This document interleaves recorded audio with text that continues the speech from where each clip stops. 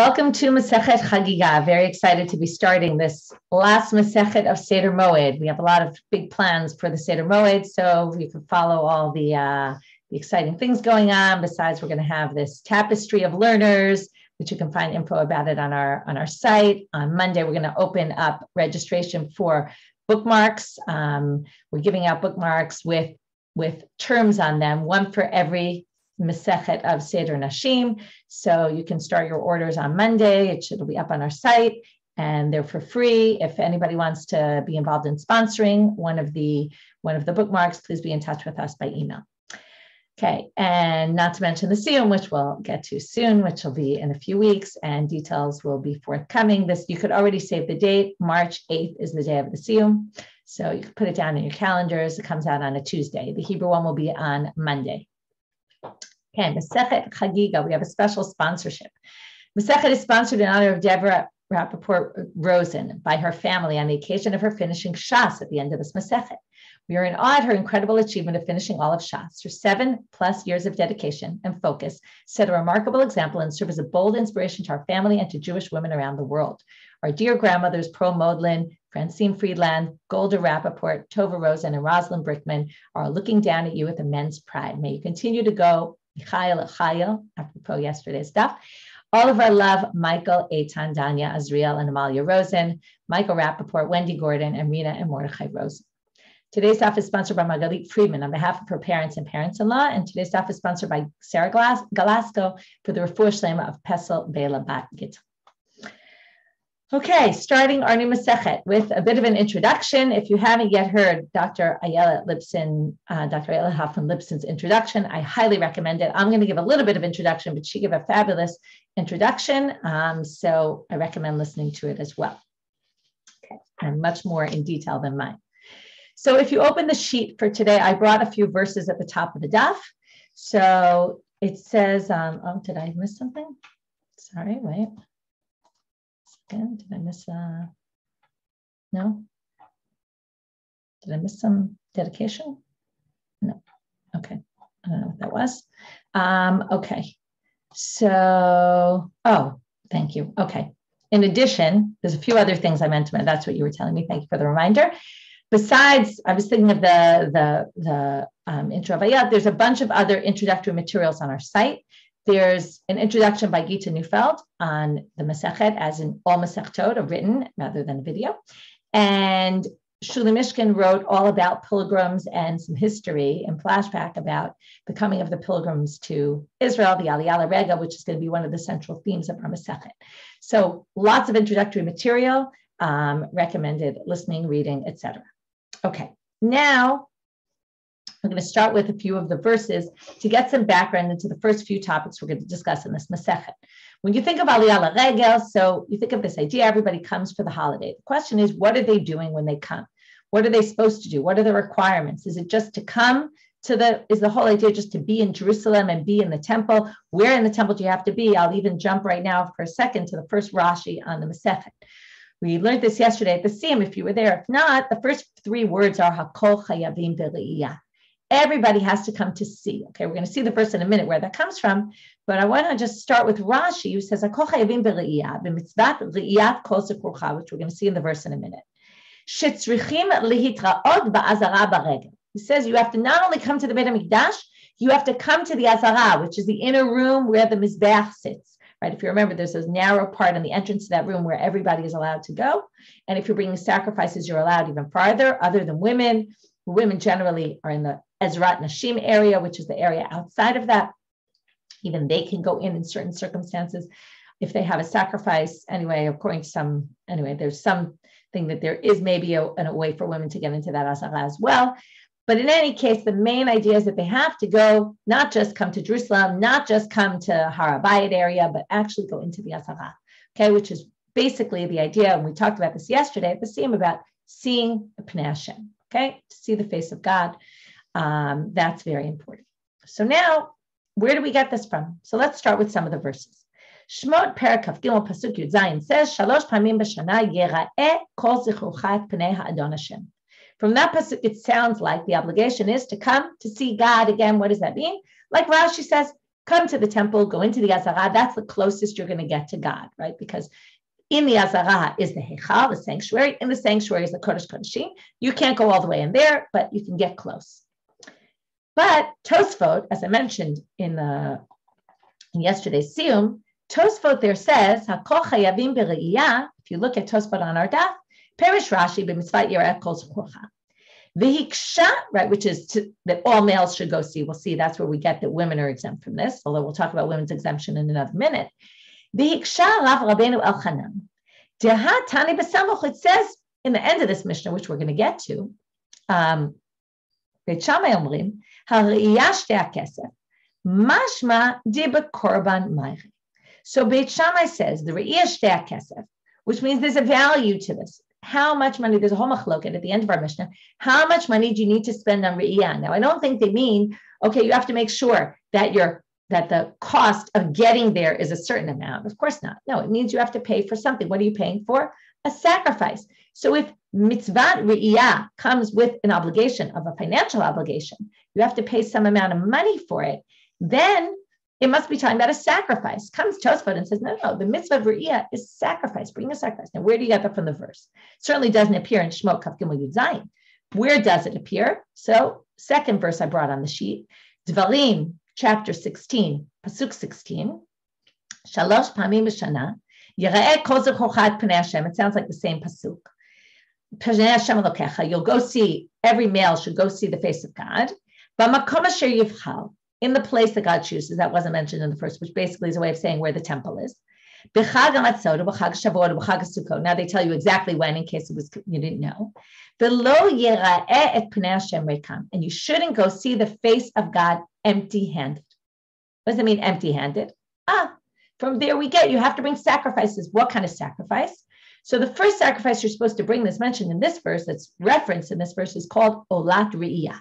It's a burnt offering. That means it entirely gets burned, meaning the owners don't eat any of the meat. And it's called Olah. Olah is that kind of korban. That's a burnt offering. Olah, because it all goes up. Re'iyah, from seeing. So we have this mitzvah to bring a sacrifice with us. The whole debate in the Mishnah is when it says Hakol chayavim b're'iyah, and then it goes and excludes tons of different people, even though it says everyone's obligated, but then it starts excluding. Is it referring, according to Rashi, to the mitzvah to go see God, or is it referring to the sacrifice? Okay, the Yerushalmi, brought a little bit further down on the sheet, I'm going to skip down to it, right under the first chart on the sheet. The Yerushalmi and Chagigah, I found it. I made reference to it yesterday at the Siyum, but now I actually found it. It's the first Mishnah, the first comment on the Mishnah. It says, it doesn't actually say it explicitly, but you'll see that it's clear from here about women. It says, B're'iyat korban. The Mishnah is talking about the korban. That's where Tosfot gets it from. He bases it on the Yerushalmi. He actually quotes the Yerushalmi also. Aval b'riyat panim afilu katan chayav. Even a minor is obligated. Min hado, because we learn it from hakel ta'am. B'hanashim b'hataf. Ve'ein katan gadol mitaf. He says, based on the mitzvah of hakel, which we're going to see that the Gemara creates a lot of comparisons, specifically in tomorrow's daf, to Hakel. Hakel was a mitzvah where they gathered everybody together at the end of the Shemitah year, this year, after Chag HaSukkot, gather everyone together to read from the Torah. Women, right, are included, children are included besides men. And they make a comparison because there it says to see the face of God. Here it says to see the face of God. So they say, just like in Hakel, minors are obligated, likewise, they're going to be obligated to come see Pnei Hashem on the Regel. And obviously, then you would assume, since he's quoting Hakel, he doesn't say it directly about women, but it's obvious that the Yerushalmi includes women as well, which means that our Mishnah would then only be referring to the sacrifice women aren't obligated to, but they're, of course, obligated to come on the Regel to see God, okay? Because the seeing and being in the presence of God is something, it's a mitzvah incumbent upon everybody, which definitely sits better with us than excluding women. Again, this is the Yerushalmi, not everywhere says this, but right, obviously Rashi would disagree with this because Rashi said the Mishnah is talking about seeing seeing God and not the sacrifice. So in any case, what I wanted to show you in the beginning is, and we'll get to all the exceptions and all that, but in the beginning we have, number one, a verse saying you have to see Pnei Hashem. You have another verse that says don't go empty-handed. That includes the sacrifice. In addition, there's many other sacrifices we would bring on the holiday. This, by the way, is in addition to all the regular sacrifices that are brought on holidays. And I want to mention that what we're talking about now is individuals' obligation to bring their own sacrifice. Communal sacrifices that are brought every day, every holiday, every Shabbat, right? Those are going to happen no matter what. If the holiday is on Shabbat, you're going to bring, right? You bring the Korban Tamid, you bring the Shabbat one, you bring the holiday one. If it's not on Shabbat, you bring the daily one and the holiday one. That's a whole separate thing. That's not what we're discussing. What we're discussing here is when you go on Aliyah LaRegel the 3 times a year, you're obligated, number 1, to bring this Olat Re'iyah. Number 2, the burnt offerings of the Re'iyah, of seeing. Number 2, you're obligated to bring, now we're going to get it from the next verse on the page. Shmot Yubet Yudalid, V'haya hayom hazeh lachem lezikaron. This day will be a day of remembrance. V'chagotem oto chag l'Hashem. You should celebrate a chag for God. L'dorotechem chokat olam techaguhu. Okay, now this just makes it sound like you have a holiday. Celebrate, holiday, okay, Chagigah. But what does Chagigah mean? Chagigah in Hebrew means a party. What does our Masechet Chagigah mean? That's not what it means, okay? But it means sacrifice called the Korban Chagigah. Now, it doesn't really say sacrifice in that verse, but the rabbis at least connect the Korban Chagigah to this verse. It's not like it's necessarily clear from the verse. But there seems to be this thing of Chag. What is Chag if not bringing sacrifices, right? That was the culture. So, in addition, and this we've learned about before this Korban Chagigah, we learned about it in Pesachim, right? You bring a Korban Chagigah specifically on the first day of the holiday. If you don't bring it on the first day because either you didn't make it to the temple in time or there was too much traffic in the temple at the time, right? There was too many other people because all these people are bringing sacrifices, and we'll see how many sacrifices they brought. Besides all the communal ones, which, okay, that's not so many because it's one for the whole nation. But every individual is bringing the Olah Riyah. Every individual is bringing the Chagigah, and in a minute we'll see there's even more. So that is an obligation on the first day. If you don't do it on the first day, you can do it any other day of the holiday. So that's Korban Chagigah. Third sacrifice you're obligated to bring as an individual. Tvarim, Perek Tetzayin, Pasuk Yudal, says, "V'samachta b'chagecha ata u'bincha u'bitecha v'abdecha v'amatcha v'adivi v'ager," okay, etc. You're all these people. I'm not going to get into all these people, but translate everything. But samachta b'chagecha. You're supposed to be happy on your holiday. This is the only one, by the way, that still applies today. We don't have Riyat Pnei Hashem anymore, and we don't have the Chagigah, but we do have the mitzvah of Simcha. Now, the mitzvah of Simcha is usually basar and yayin, right? There's different opinions about what Simcha is. For women, it could be buying clothing and things like that. For children, giving them nuts and other things. Anyway, we're going to leave that aside. But the real base obligation of Simcha is to bring korbanot shlamim in the temple. Now, both the Chagigah, I forgot to mention this, the Chagigah and the Shalmei Simcha are both korbanot shlamim. Korbanot shlamim are korbanot sacrifices that you eat the meat and only parts of it get burnt on the altar. So basically, it's a way to be eating. Now, you don't have to bring these Shalmei Simcha, by the way, if you have enough other meat, okay, whether it's sacrificial meat or not sacrificial meat. The idea here is to have you buy, remember, by the way, if you recall, people bring their Maser Sheni money to Jerusalem. Their Maser, Sheni money to Jerusalem. And when they bring it, they have to buy with it things they're going to eat in Jerusalem. So most often one of the things they bought were animals to bring as sacrifices, to take all their money and spend it in Jerusalem. So in any case, that's what's going on the holiday. People are bringing these Olat Riyah, they're bringing Shalmei Chagigah, which then they're eating. If they don't have enough meat to eat, then they additionally bring Shalmei Simcha. Okay, now, in addition, by the way, some people say that women are obligated in Shalmei Simcha as well. In Yerushalmi, there's another section that talks about that women are obligated in the Shalmei Simcha. They might not be obligated in the Olat Riyah, but because they're obligated to be happy in the holiday, and happiness is equivalent to, again, forget about all your vegetarians and vegans, but holiday Simcha is equivalent to eating meat, so the women would be obligated as well. Then we're going to get to one more thing, which if that's not enough sacrifices to imagine, all the Jewish people coming again, likely, and Shuli talks about this in her article, that likely not everybody came. Okay, we'd like to believe everybody came, but likely not everybody came. But still, you have a lot of people coming. In addition, people would use this as an opportunity to pay back all of their vows. Remember, if you take a vow during the year, you have to fulfill it by the time of the next holiday or when 3 holidays pass. And in any case, we've talked about how the holiday is basically a time where people would, because you're going to the temple anyway, you would bring any sort of obligations, right? Sometimes a woman who's a yoledet has to bring, and she'll push it off. She won't bring it until she actually, right, is going there anyway, or her husband's going there anyway, or whatever it might be. So in any case, there were a lot of sacrifices going on during the holiday, just to sort of get an image in your head of what's going on. But what I really wanted to do was to make order here in your head about the different types of sacrifices, and what I wanted to point out is we're learning Masechet Chagigah, which you would think is talking about the Korban Chagigah, but the first topic is Aliyah Regel, which is really relating to the Olat Re'iyah, okay, and not the Korbanot Chagigah. Remember, the main difference being, besides that they're two totally different names and two sacrifices, but one goes up entirely to God. It's like an offering to God. And the other is a way that you can have meat in the holiday and yet also sanctify it by making it into a sacrifice. Okay, now with that whole intro, we'll get started with our daf. Hakol chayavim b're'iyah chutz mi cheresh shoteh v'katam v'tumtum v'androginus v'nashim v'avadim she'enam v'shofarim. I'm going to stop here. It's a long sentence. Starts off with this word. Everybody is obligated in the mitzvah of re'iyah, of coming to the temple, or possibly the sacrifice re'iyah. As we already mentioned, Machloket Rashi, Tosfot, and others.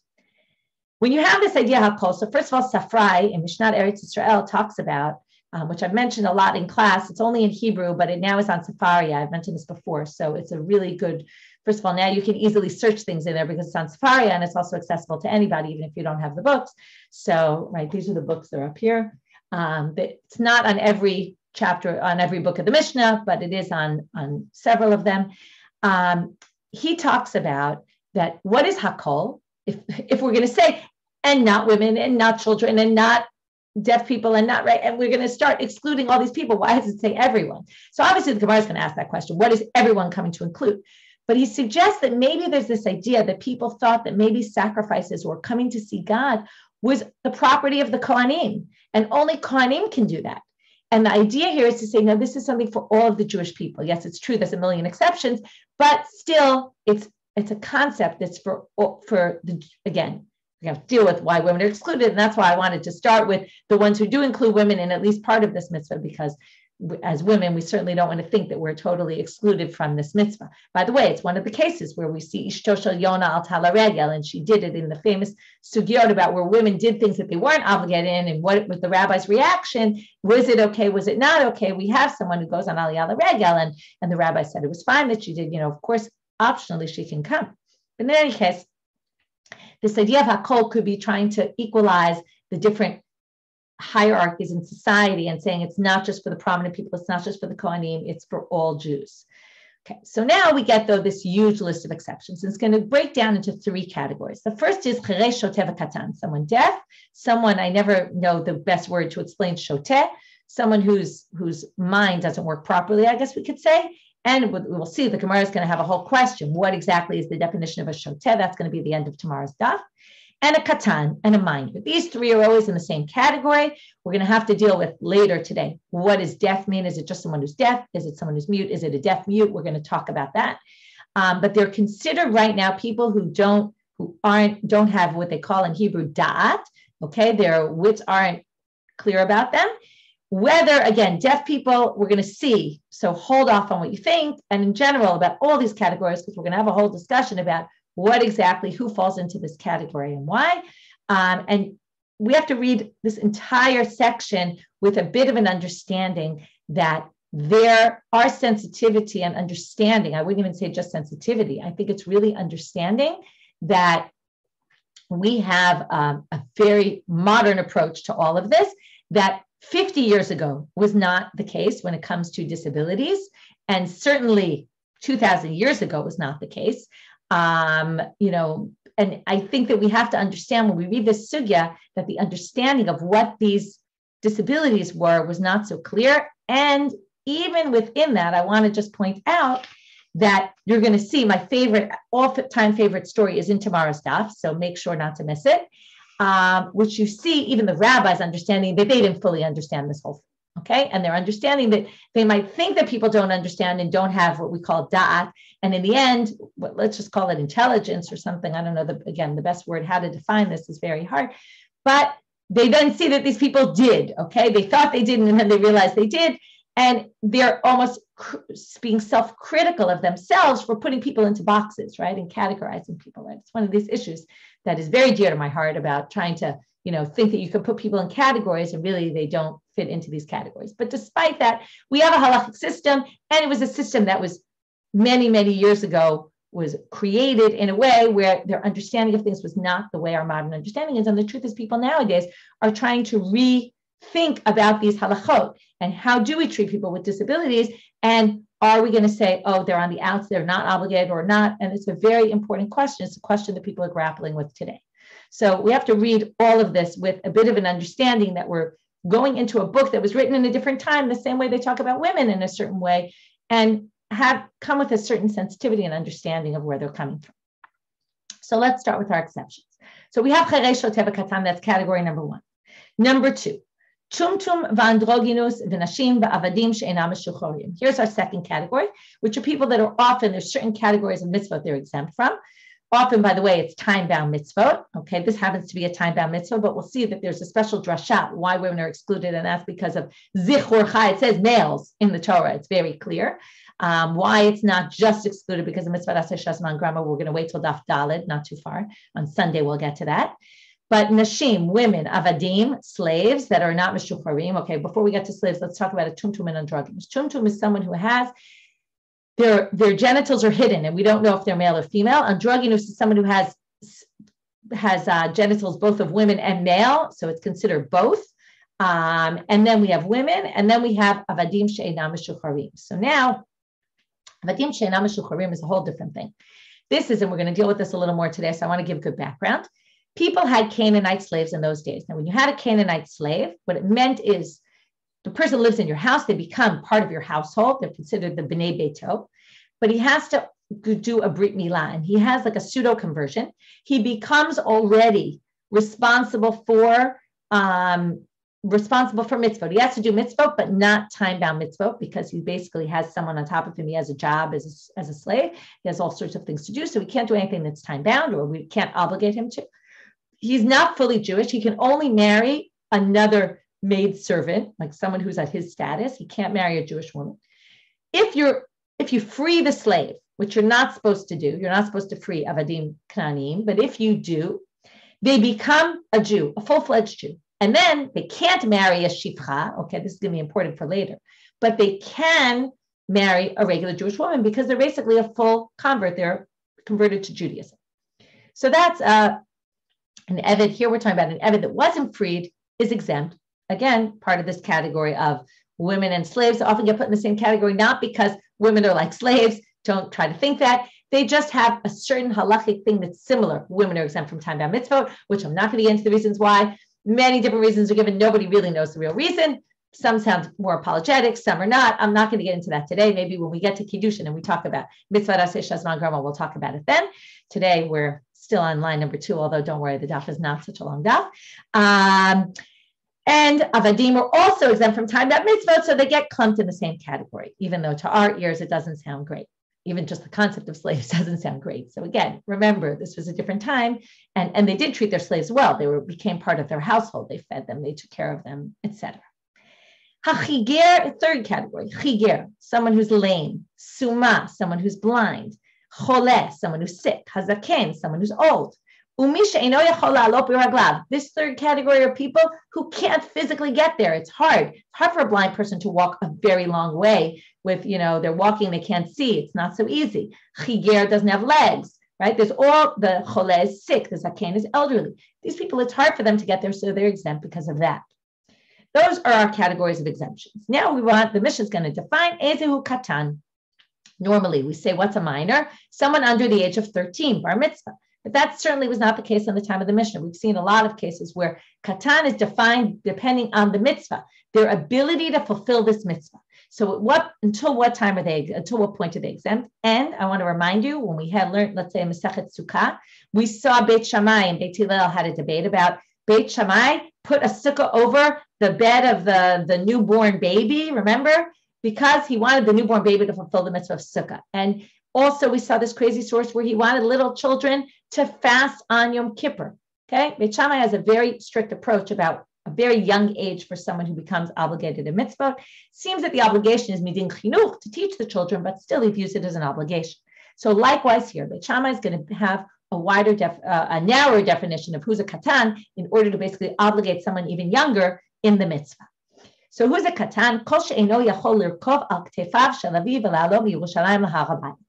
If you're too young that you can't survive a trip on the shoulders of your father to get from where you live to Jerusalem to Har HaBayit.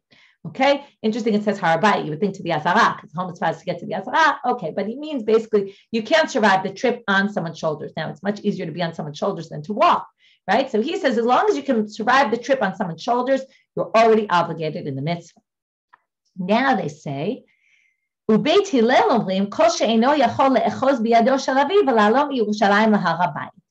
Beit Hillel says anyone who can't hold his father's hand and get there on his feet. Why on his feet? Shneimar shalosh regalim. It says shalosh regalim. From there you get this idea that you have to walk there. So someone who can walk is obligated. Anyone who can't walk, if you can get there on your father's shoulders, you're not obligated because that mitzvah is to walk there. Another machloka between them, Beit Shammai omrim. What's the minimum amount for how much you have to spend on this korban olah? Ha're'iyah shtei kesef. The Chagigah me'ah kesef. Me'ah is half of shtei kesef. Kesef is 1 me'ah, which is a coin. I'm not going to get into all the details, but 2 kesef versus re'iyah is only 1. I'm sorry. Ha're'iyah is 2, Chagigah is 1.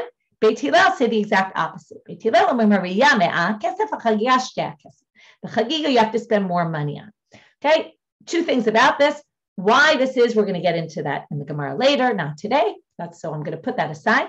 But the second thing to point out is every day in our davening in the morning, after we say B'chot Torah, we say Elu Dvarim She'en Lehem Shiur. We quote this Mishnah in Pe'ah, V'Bikurin, V'Harayon. What is Rayon? Re'iyah. This Olat Re'iyah. There's no Shiur. You can do as much as you want. What does it mean there's no Shiur? We just said here there's an amount. This is the minimum. There's no maximum. You can bring as many as you want. So if you thought there were a lot of sacrifices going on before, now it's that you can bring multiple Olot Riyah. Okay, I just wanted to point that out because you might say it every day, but not ever pay attention to what is Rayon. So it's this mitzvah. Okay, next. Gemara is now going to start on our first word, Hakol Atuyemai. What is this word Hakol coming to say? Everyone. Who's everyone? Right? We assume everyone is okay. Well, we just said it's not all these other people. So we're leaving over, males who don't have any of these other things going on. But why would you say Hakol and not just say Zcharim or I don't know, something like that? Hakol must be to include something additional. So we're going to have a few suggestions. Each time we have a suggestion, we're going to say there's a bit of a problem because there's one opinion that doesn't hold this way. So not that you could say the Mishnah is disagreeing with that opinion, but they're going to try to find something that's agreed upon everybody. So the first option is someone who's half slave and half free person. What could that possibly be? How do you become a half-half? Very simply.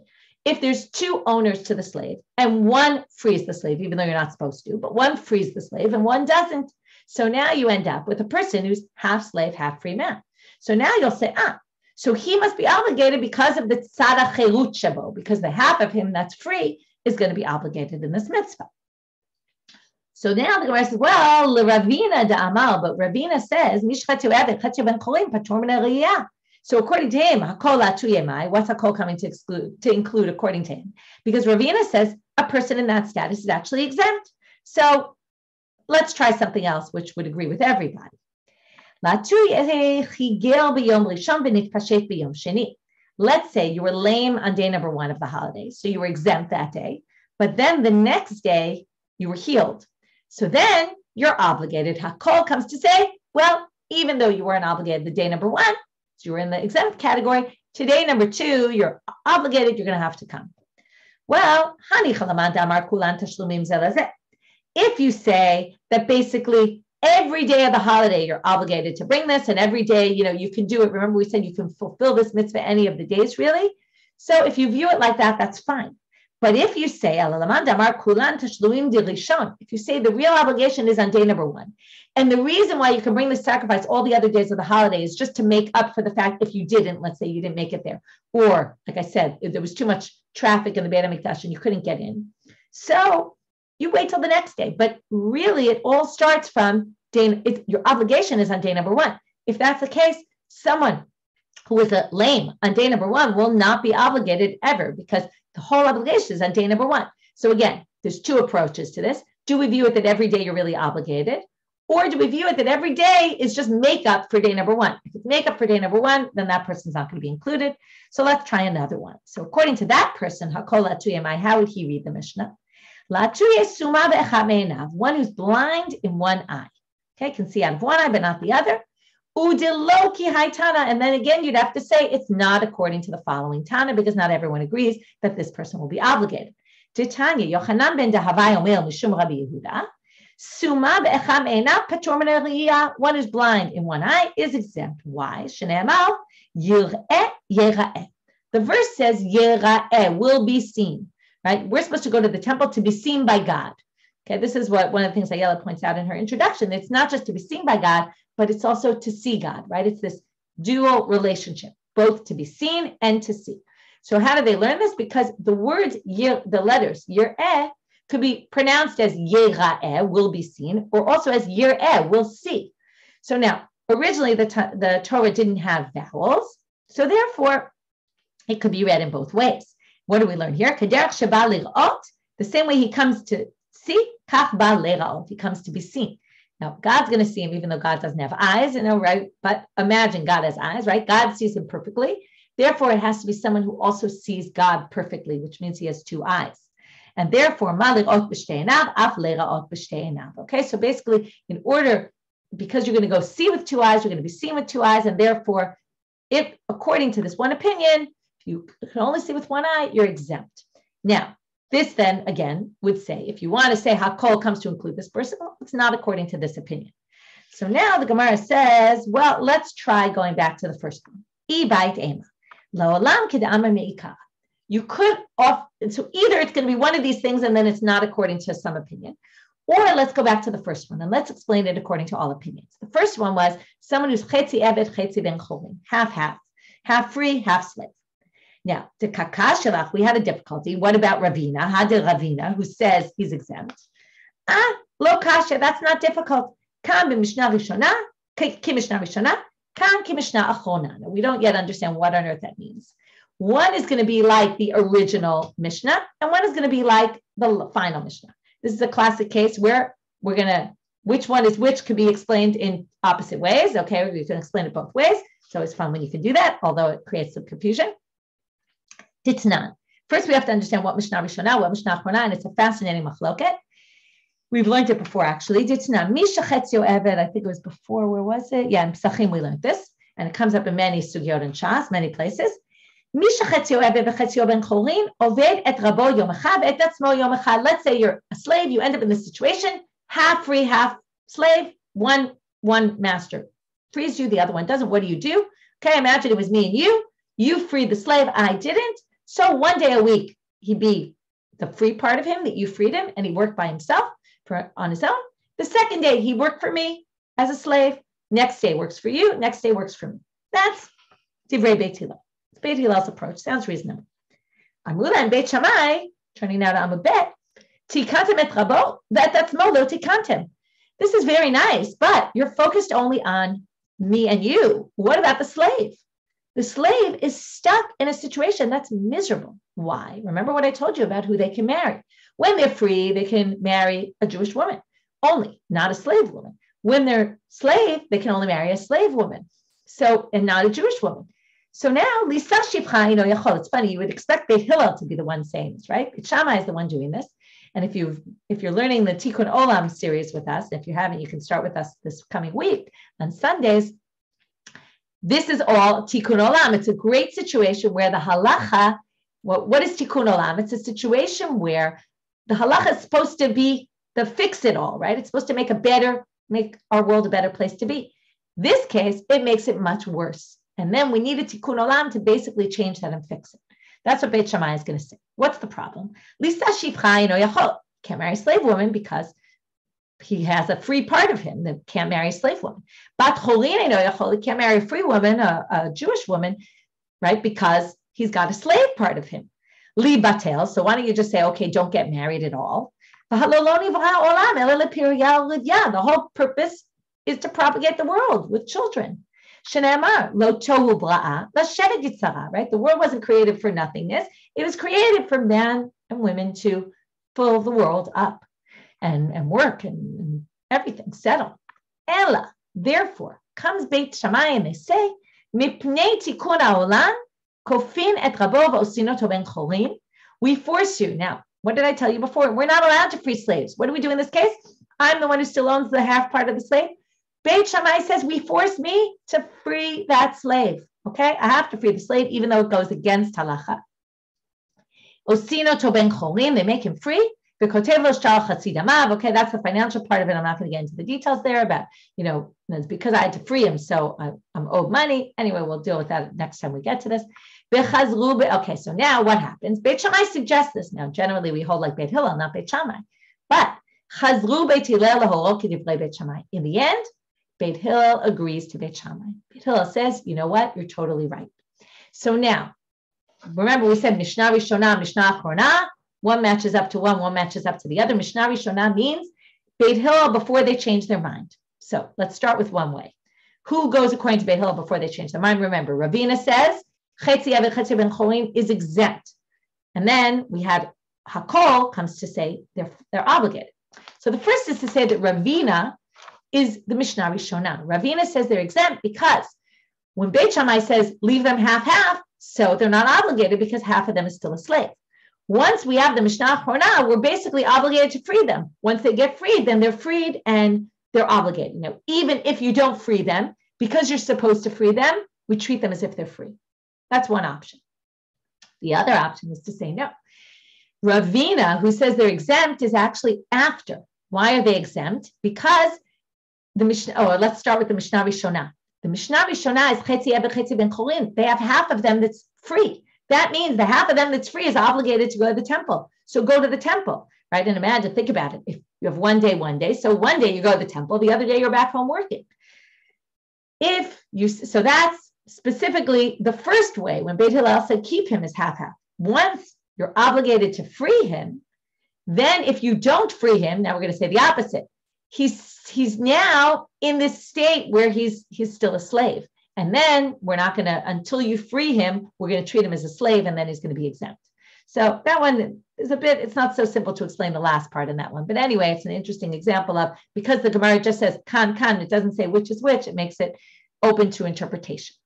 Okay, so just to review what we did so far, we explained hakol chayavim b'riyah, except for, we listed all the exceptions, even though we didn't go in depth about them because we're going to get into them one by one. We dealt with this word hakol. What does hakol come to include? We suggested either chetzio ben cholim, chetzio eved, chetzio ben cholim, half-half, chigir b'yom rishon, and then got healed. Again, each one was only really according to one interpretation. Suma be'achad me'inav, blind in one eye. And then we went back to misha chetzio eved, and we tried to explain that in a way that works with everybody. And Ravina was just talking about a different situation, either before or after the takana, and then the two aren't really contradictory at all.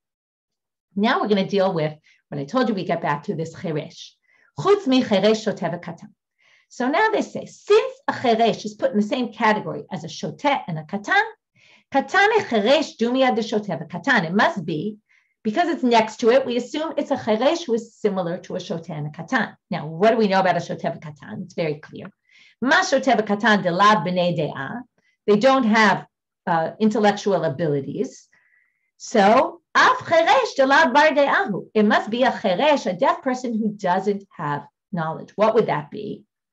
And it's like it says in the following Mishnah that we're going to quote, which is the Mishnah in Trumot. When the Gemara talked about a deaf person, by the way, yes, I just want to point out, I thought I was clear about this, but I see you're asking a question. Eved is only Eved Kanani, not a Jewish slave. A Jewish slave is obviously obligated in everything. You're Jewish. Okay, this is only a non-Jewish slave. Okay, getting back to our topic. Whenever we say cheresh, it means she'eno shomea ve'eno medaber, one who doesn't hear and doesn't speak, a deaf mute.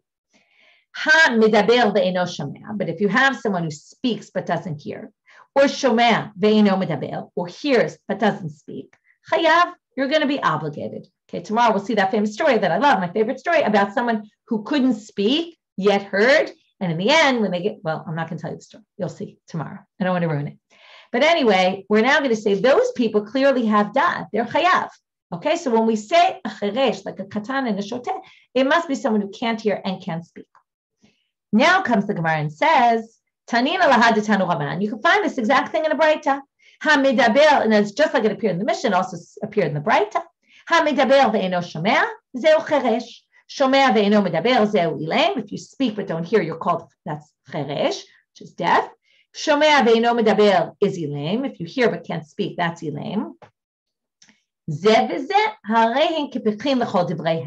And both these people, one who's deaf, one who's mute, they are both considered pikrim for everything. They're obviously people of intelligence. Just because they can't speak or just because they can't hear, it doesn't mean that they're not intelligent.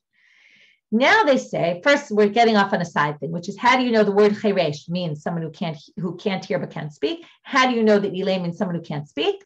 So this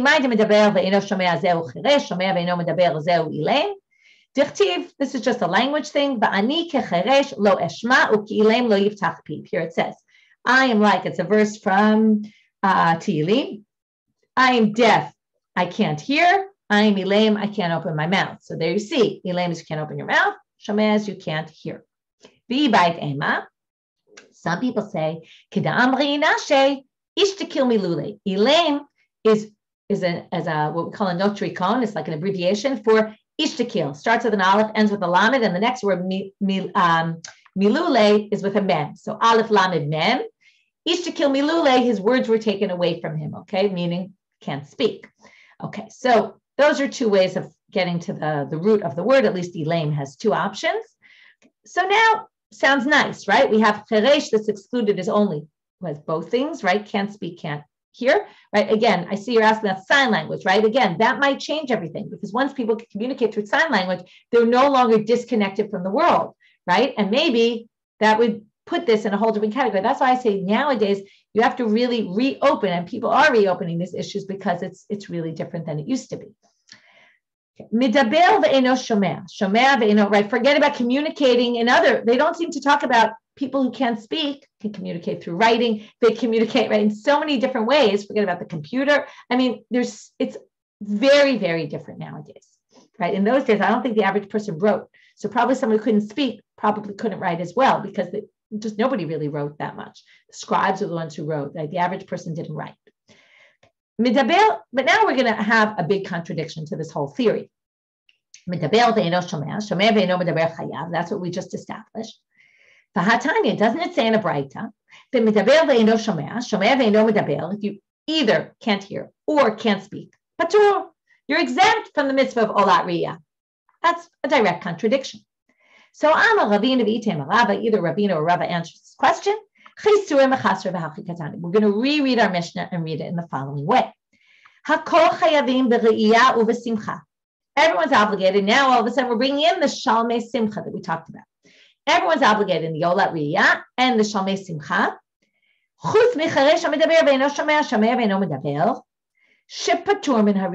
We're now going to split. We're going to say, if you can only hear or only speak, but not the other, you're going to be exempt from specifically Riyah, which our Mishnah started with. But our Mishnah breaks into two, even though it didn't really, but they're going to say, even though you're exempt from the Riyah, the Korban Riyah, you will be obligated in Simcha. Now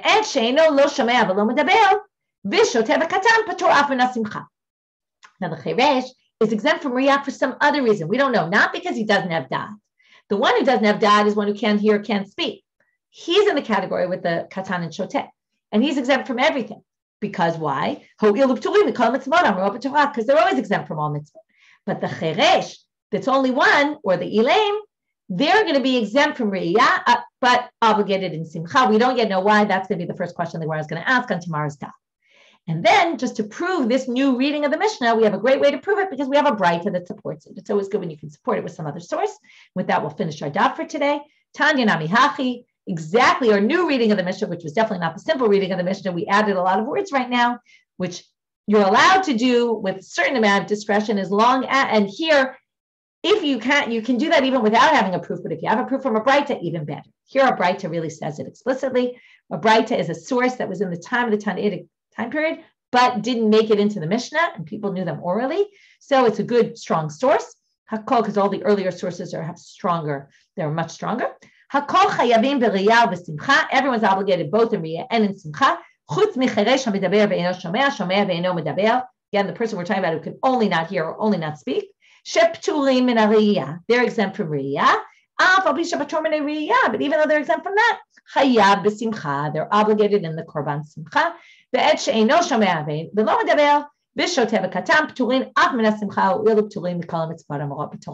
someone who can't hear and can't speak is considered in the category of someone without that. Again, as I mentioned, maybe that should all be revisited today, but because they believe that they didn't have knowledge at all, and therefore they're in the category of Shoten and Katan, they're exempt from everything, which would then include the Shalmei Simcha. You'll have to wait till tomorrow to get to, first of all, the story that I told you about, and the reason for why we would distinguish Re'iyah and Simcha. Wishing everybody a Shabbat Shalom, and hope you enjoy the first day of the Masechet Chagigah.